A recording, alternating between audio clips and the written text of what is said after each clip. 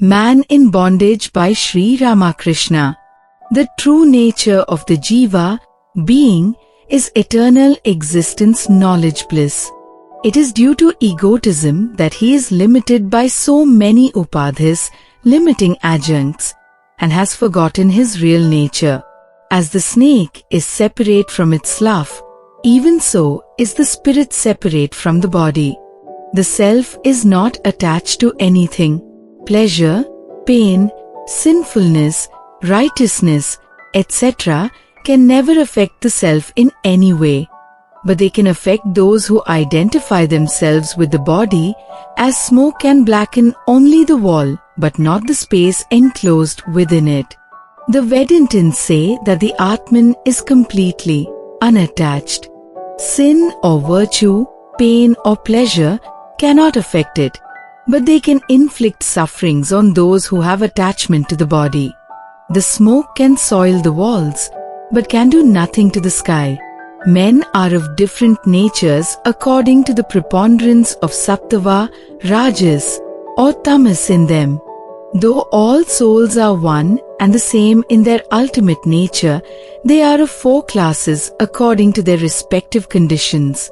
They are Baddha or bound, Mumukshu or struggling for liberation, Mukta or emancipated, and Nityamukta or ever free.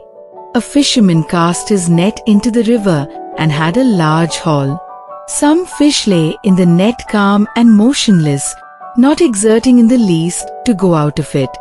Others struggled and jumped but could not extricate themselves, while a third class of fish somehow managed to force their way out of the net.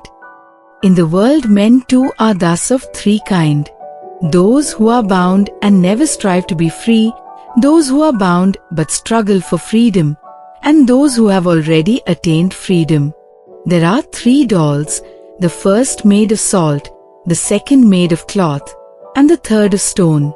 If these dolls are immersed in water, the first will become dissolved and lose its form, the second will absorb a large quantity of water but retain its form, and the third will remain impervious to water. The first doll represents the man who merges his self in the universal and all-pervading self and becomes one with it. He is the liberated man. The second represents the bhakta or the true lover of God, who is full of divine bliss and knowledge. And the third represents the worldly man who will not admit even a particle of true knowledge into his heart. It is true that God is even in the tiger, but we must not therefore go and face that animal. It is true that God dwells even in the most wicked beings, but it is not proper that we should associate with them. The deity Narayana, God, broods over the water, but every kind of water is not fit for drinking. Similarly, though it is true that God dwells in every place, yet every place is not fit to be visited by man. One kind of water may be useful for washing our feet, another for purposes of ablution, and the third for drinking, while there are still others which are unfit even to be touched. Similarly, there are different places, of which some may be approached and others visited, while there are still others which should only be saluted from a distance and bidden goodbye.